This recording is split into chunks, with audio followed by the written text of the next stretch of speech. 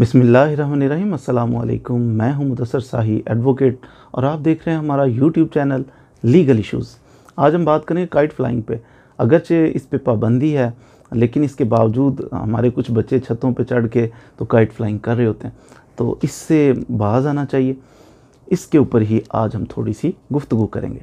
इसको जो कानून डील करता है, the Punjab prohibition of dangerous kite flying activities ordinance 2001, ये डील करता है कानून। इसका सेक्शन 4 अहम है कि जो हमें बताता है कि किस चीज़ पर पाबंदी है। काइट फ्लाइंग पर ये नहीं कि कोई बंदा काइट उड़ा रहा है जनाब तो उसके ऊपर पाबंदी है, ऐसा नहीं है।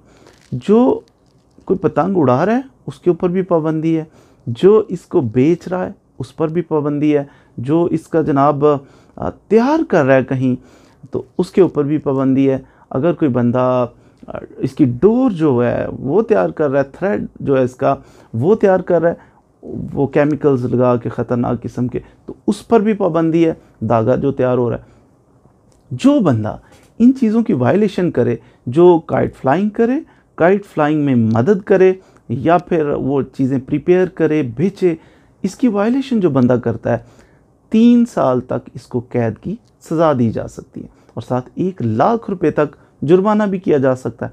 हम क्यों ना हम पहले एहतियात कर लें, बाद में कहते हैं कि जनाब ये पता ही नहीं चला तो बड़ी ज़्यादती की पुलिस ने। अब पुलिस ने क्या ज़्यादती की, कानून तो बन चुका है ना। आपका काम है कि कानून की अवेयरनेस लें, आपको कानून का पता होना चाहिए, उसके बाद फिर पुलिस कुछ भी नहीं करेगी।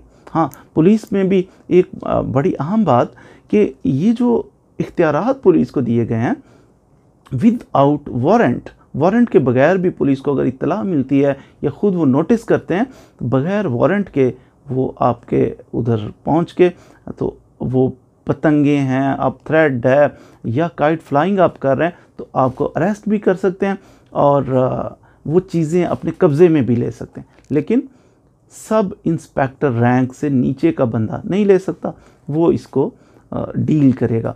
अगर कोई बंदा सब इंस्पेक्टर नहीं है, उससे नीचे वाले रैंक का बंदा है तो वो डील करता है, वो मुद्दई बन जाता है FIR का और सारा वही कर रहा है, तो ये गैर कानूनी हो जाएगा। कम अज़ कम सब इंस्पेक्टर लेवल का बंदा होना चाहिए।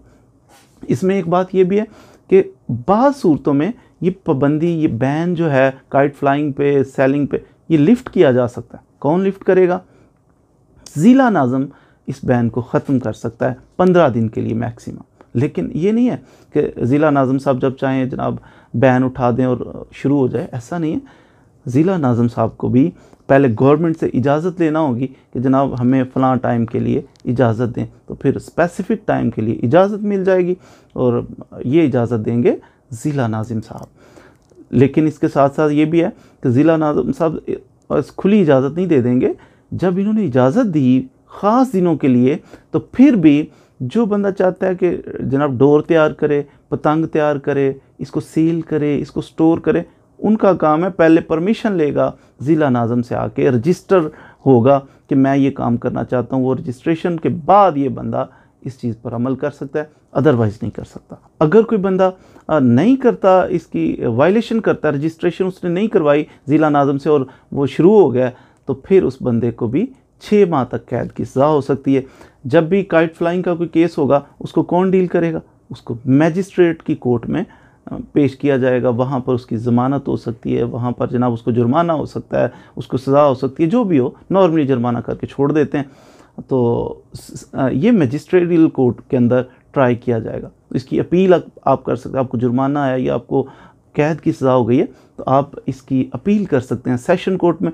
सेशन कोर्ट पे जो फैसला होगा वो फाइनल होगा, मज़ीद अपीलें इसकी नहीं होंगी।